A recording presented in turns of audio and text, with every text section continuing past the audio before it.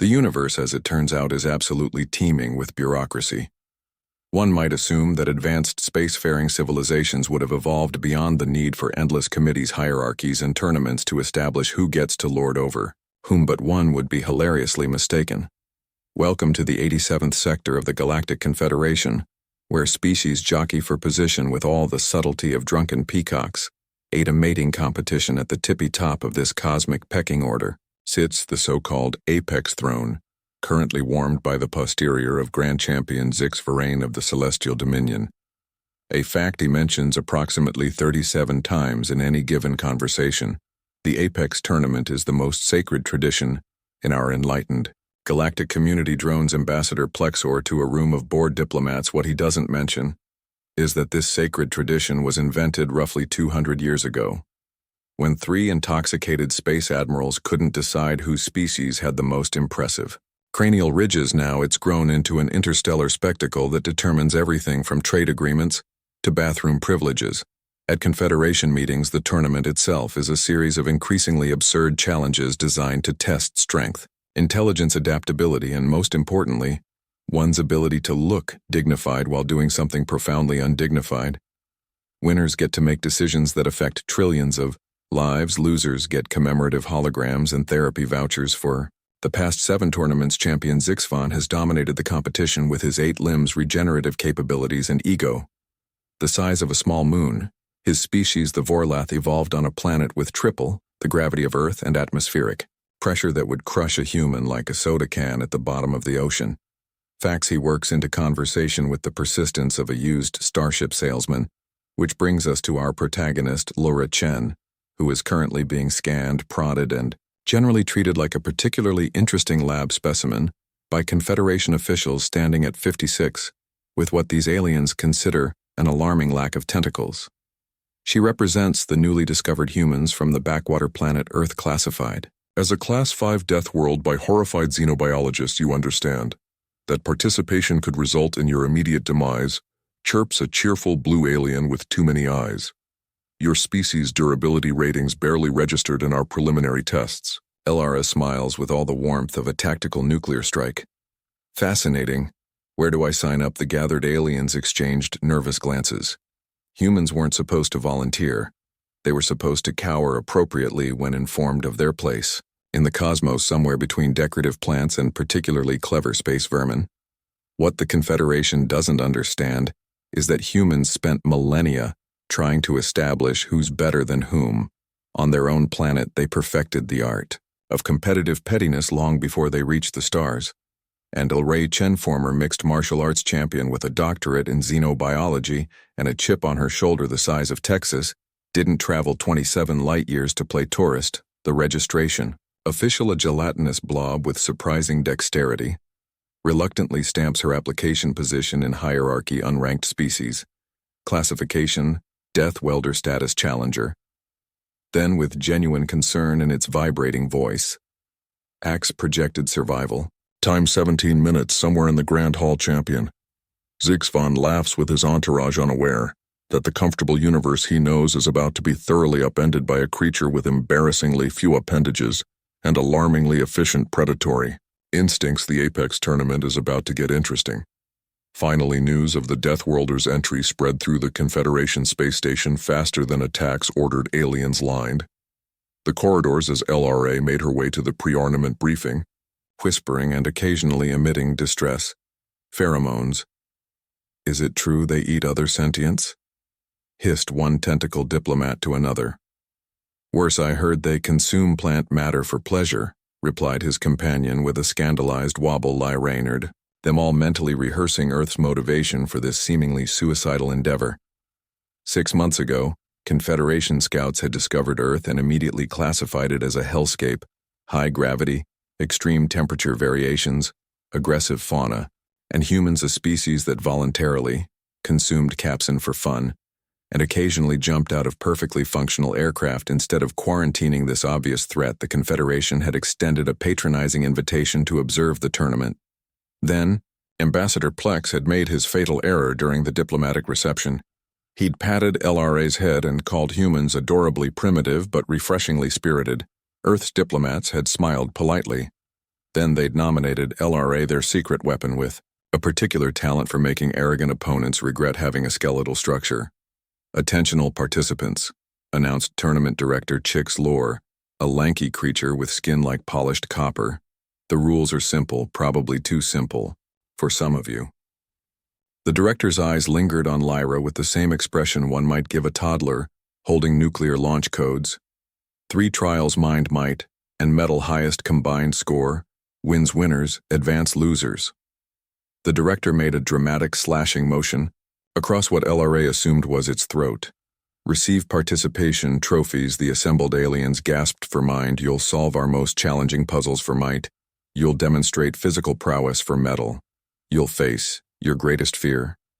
A holographic leaderboard materialized showing all participants. LRA's name flickered at the bottom, followed by a skull icon and a question mark.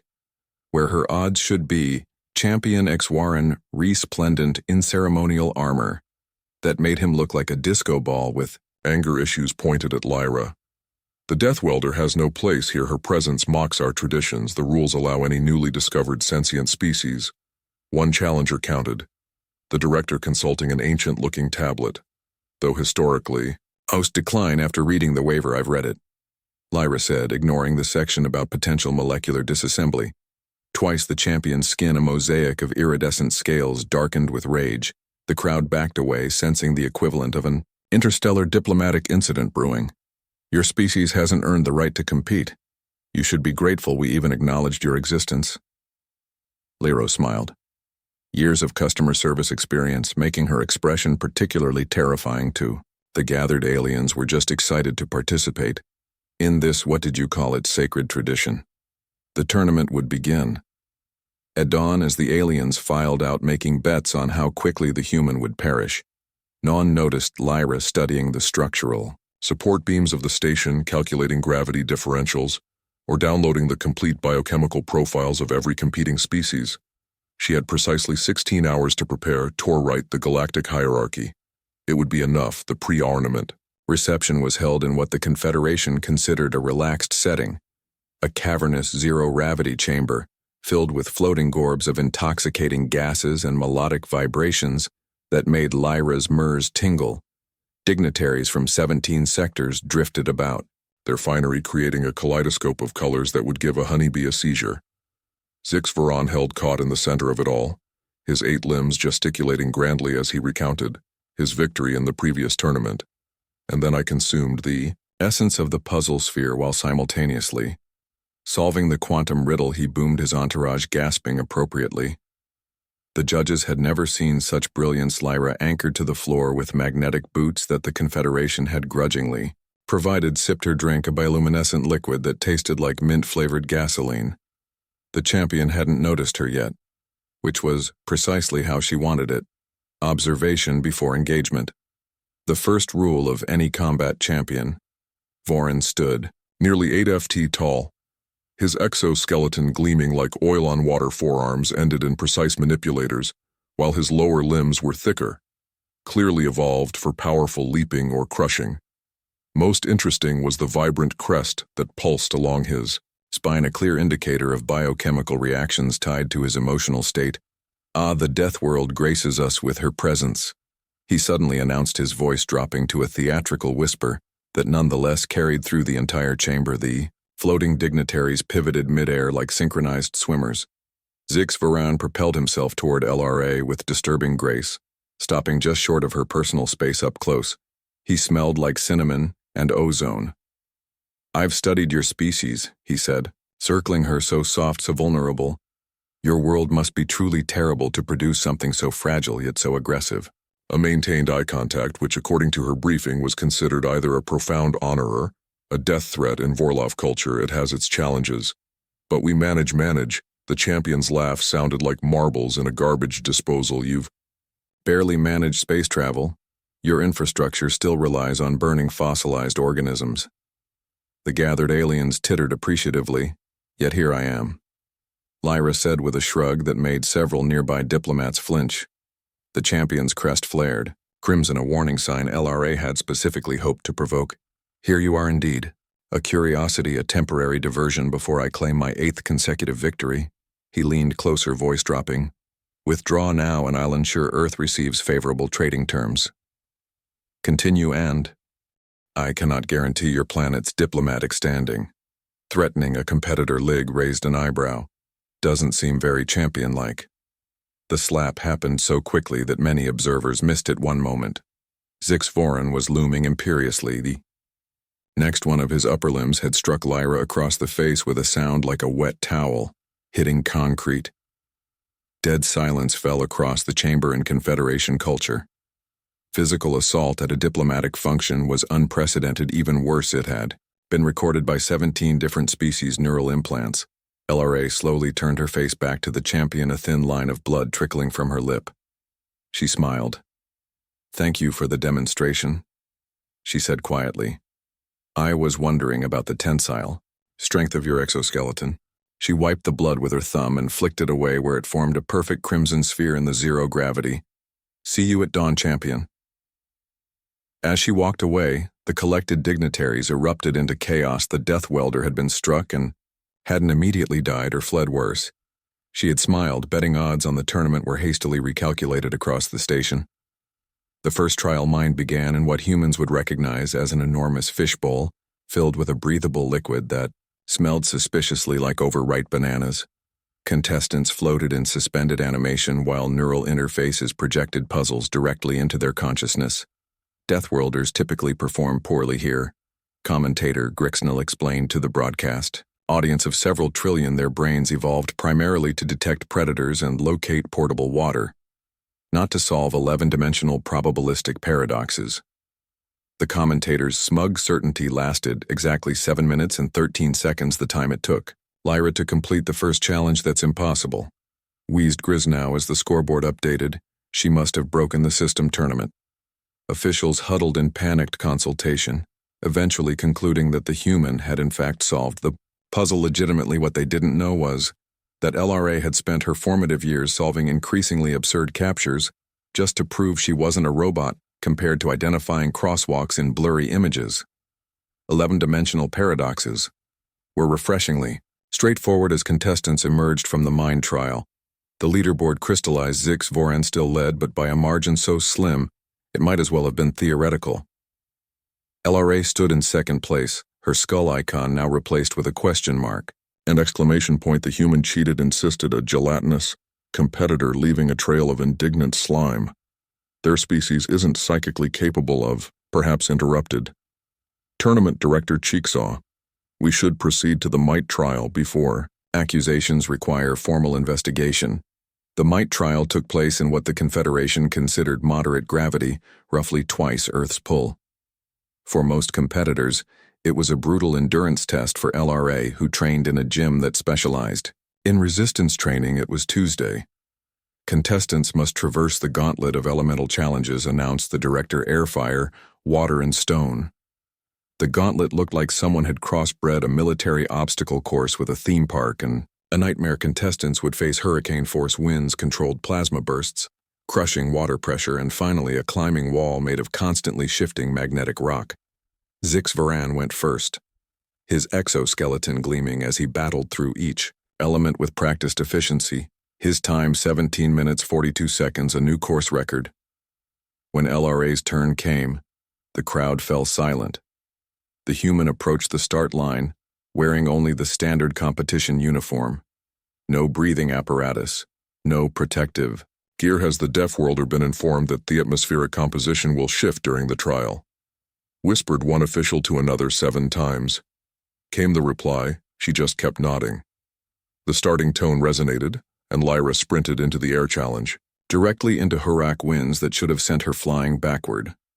Instead, she lowered her center of gravity and pushed forward with a technique borrowed from parkour enthusiasts who trained in Chicago's notorious wind tunnels. The fire challenge involved leaping between platforms while dodging plasma bursts. Lyra's timing was impeccable, a skill honed dodging paintballs during team-building exercises at her previous corporate job in the water challenge.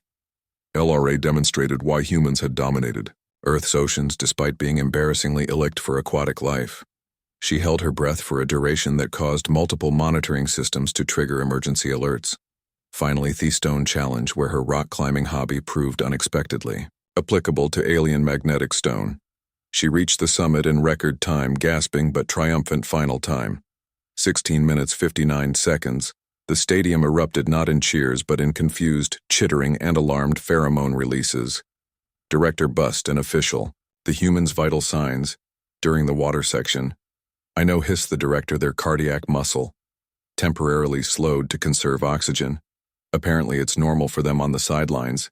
Champion Zixvorin's crest pulsed with colors that weren't in the standard emotional spectrum. The Deathworlder had bested his time by 43 seconds worse. She didn't seem particularly tired. More trial, she said, stretching casually as medical drones hovered anxiously nearby. What was it again? Metal facing our greatest fears, she smiled at the champion. The same smile she'd given him after the slap. I'm looking forward to that one. The tournament officials exchanged nervous glances. The final trial was always customized to each competitor's psychological profile. The problem, the human's profile didn't make any sense. Every fear they identified registered simultaneously as a source of fascination in the VIP observation decks. Several high-ranking Confederation officials began quietly transferring assets to more stable currencies. The 12-hour intermission before the final trial transformed the space station into a hive of furious activity. Bookmakers updated odds, diplomats made and broke alliances, and champion Zixvorin locked himself in his preparation chamber. With his most trusted advisors, the situation is unprecedented, rasped Clarbeck, the champion strategist. The Deathworlder's performance metrics defy explanation. Then provide a different explanation. Zixvorin snapped, pacing with all 8 limbs engaged. In agitated movement, food contamination, atmospheric interference, anything. Clay's eye stalks drooped. The tournament monitoring is too comprehensive. Any direct sabotage would be detected immediately. The champion's crest flared. I didn't say direct. Across the station, Lara was enjoying a meal in the competitor's dining hall, or trying to. Every food item had been molecularly optimized for maximum nutritional absorption, resulting in what looked and tasted like multicolored library paste. This is certainly efficient, she told the hospitality drone, hovering eagerly nearby, adjusted for human physiology. It chirped proudly. Contains all essential nutrients plus trace elements believed beneficial to Deathworld organisms. Lyra nodded, politely, and continued eating the nutritional equivalent of wet cardboard. Her attention was focused on the 3 Volith officials who had entered the hall and were conspicuously not looking in her direction. The sabotage began subtly first. The environmental controls in her quarters malfunctioned, dropping the temperature to near freezing. Lyra simply wrapped herself in all available fabrics and continued reviewing tournament data on her tablet. Growing up in Chicago had prepared her for worse. Next, her water supply developed an interesting chemical composition that would have caused most species significant intestinal distress, having once survived a questionable street food festival. Lyra barely noticed when she finally dozed off. Subliminal audio designed to disrupt REM sleep filtered through the ventilation system. Unfortunately for the saboteurs, LRA had spent years living next to elevated train tracks. The alien sound waves actually improved her sleep quality. The champion's frustration reached new heights when his spy drones reported the human peacefully reviewing competitor profiles over breakfast and possible. He hissed, shattering a decorative trophy. Implement the final measure. 30 minutes before the metal trial, Lyra was approached by Trilzix, a slender alien with flowing tentacles who introduced herself as a calibration specialist. Just a quick scan to ensure the final trial is properly attuned, she explained, waving a device that hummed ominously. Laura smiled. That's odd. I was already calibrated yesterday by 3 different technicians. Standard procedure, the alien insisted. Antennae twitching, nervously. Different department, of course. Lyra nodded, then casually added, I assume. Ambassador Plexer authorized this, the one currently watching us.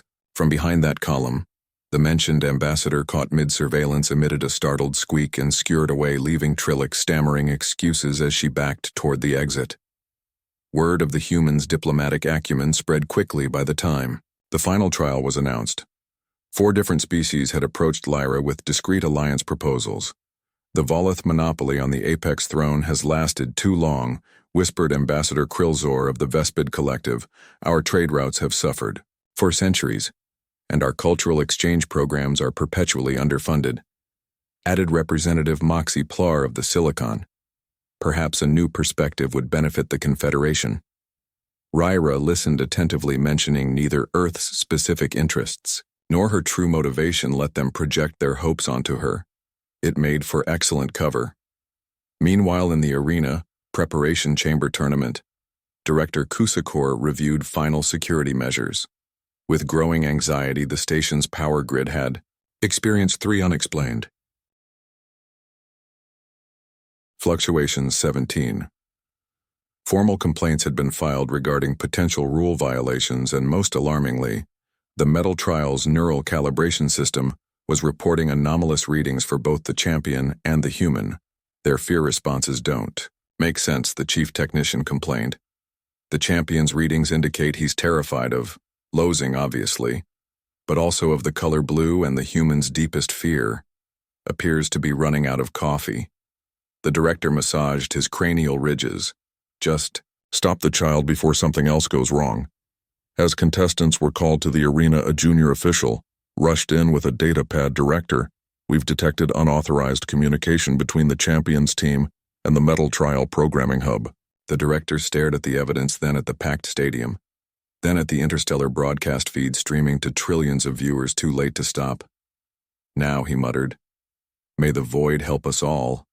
The Metal Trial arena resembled a cosmic nightmare. Designed by committee, a massive transparent dome-encircled landscape that shifted and morphed continuously. One moment a fiery wasteland. The next, a crushing oceanic abyss. At the center stood a simple pedestal holding what appeared to be an ordinary crystal sphere. Behold the crucible of fear and tone. Tournament Director Kick's voice echoing through the stadium. Contestants must reach the center, touch the sphere of ascension, and withstand what follows. The mind that breaks first loses. The crowd's anticipatory chittering fell silent as Champion Gavorn and Lara took their positions at opposite ends of the arena. Between them stretched a half-mile of terrain that would reconfigure itself according to their deepest psychological terrors to begin. Commanded. The director, the champion, launched forward with practiced precision. His exoskeleton, gleaming under the arena lights, the ground beneath him transformed into a solid pathway. A clear advantage granted by whoever had tampered with the programming. Lyra's side, meanwhile, dissolved into a bubbling swamp of what appeared to be highly acidic coffee. The sabotage was obvious, if strangely specific. Questionable programming detected, announced the automated referee system, recalibrating the entire arena, flickered, then reset to neutral terrain. The champion's momentum faltered as his advantageous pathway disappeared from the official box director. K-Toure nodded grimly at the security team. They'd managed to restore the original programming. Just in time, both contestants now faced the true Metal Trial, a psychological gauntlet customized to their actual fears for Zix Vorum. The terrain transformed into a recreation of his homeworld's most treacherous mountain range, the site of his near-fatal failure during his youth. Phantom winds howled, threatening to tear him from precarious handholds on LRA's side. The ground gave way to what appeared to be an ordinary office environment, complete with fluorescent lighting and the distant sound of printers jamming. Several aliens sporting Middle Magister name badges approached with performance review forms and disappointed expressions. Fascinating response, murmured a xenopsychologist in the observation deck. The human fierce workplace bureaucracy. Lyra navigated her nightmare scenario with the grim determination of someone who had survived multiple corporate restructurings. She dodged passive-aggressive emails that manifested as physical projectiles and hurtled over mandatory team-building exercises that threatened to bog her down in trust falls. Both contestants progressed steadily toward the center, their paths inevitably converging. The champion, battling manifestations of his ancestral predators, caught sight of Elira's unexpectedly efficient progress. This ends now, he snarled, abandoning his own path to intercept her. The audience gasped. Direct contestant confrontation, while not explicitly forbidden, was traditionally avoided in the Metal Trial. Zix Farion's crest flared menacingly as he towered over Lyra. All 8 limbs tensed for combat. Your presence here is an insult to 8 centuries of tradition. Yield now, and perhaps your species will be permitted observer status at future tournaments. Lyra assessed the champion with the calm calculation of someone who had faced down far more terrifying adversaries like customer service calls with insurance companies. Interesting proposal, she replied. Counteroffer. We finish this properly. The champion's attack was blindingly fast, a sweeping motion designed to incapacitate. But LRA had spent the previous trials carefully observing his movement patterns. She ducked under his primary strike, using his momentum against him in a classic judo maneuver that sent him sprawling into his own manifested fears. The crowd roared in disbelief. No one had ever seen the champion thrown. Zigvaran recovered quickly, his exoskeleton reconfiguring for maximum offense. Your primitive fighting techniques cannot. He never finished the sentence. Lyra had already closed the distance, targeting the specific joint connections she'd noted. During his previous performances, a precise strike to what corresponded to his solar plexus sent his respiratory system into temporary shock as the champion struggled to recover. Lyra sprinted toward the central pedestal. The sphere of ascension pulsed with hypnotic energy, preparing to subject whoever touched it first to their ultimate fear. Stop her, shrieked someone from the champion's entourage. Too late. Lyra's hand closed around the sphere. The arena went pitch black when the lights returned seconds later. The human stood motionless, her eyes unfocused as the sphere subjected her to whatever terror her mind most dreaded. The champion, having recovered enough to move, seized the opportunity. He charged toward the pedestal. Certain the Deathworlder would break under the psychological assault, he ached for the sphere, ready to wrest it from her grip, only to find his wrist caught in an iron grasp. Blura's eyes cleared, focusing with laser-like intensity on the champion. Is that really the worst your system can do? Show me my student loan debt statements. Before the champion could process this incomprehensible response, Lyra executed a flawless shoulder throw that sent him crashing to the ground with enough force to crack his exoskeleton. She pinned him with techniques perfected against opponents twice her size in mixed martial arts competitions, I believe. She said loud enough for the broadcast microphones to pick up. This qualifies as taking your throne before sunset. The stadium erupted in chaos as the automated referee confirmed Lyra's victory. Tournament director Kixlaw looked simultaneously horrified and relieved as he approached with the ceremonial apex crown. The Confederation, he announced with admirable composure, given the circumstances, recognizes a new champion. As the crown was placed on Lyra's head, 7 different diplomatic delegations began frantically drafting new alliance proposals with Earth. The age of Vorlath dominance had ended in less than a day. The aftermath of the 87th Apex tournament unfolded with all the dignity of a supernova in a glitter factory. Within hours, 17 different species had established diplomatic channels with Earth. Within days, trade agreements that normally took decades to negotiate were being frantically drafted within a week. Human-style exercise regimens became the hottest trend across 3 spiral arms of the galaxy. Former champion Zigvaran retreated to his ancestral estate on the Vorlath homeworld officially to reflect on the profound philosophical implications of the tournament outcome, unofficially to nurse both his shattered exoskeleton and his considerably more damaged ego. Meanwhile, in the Apex throne room, Versailles, chamber so ostentatious it made Versailles look like a minimalist studio apartment, LRA Chen conducted her first official business as Galactic Champion.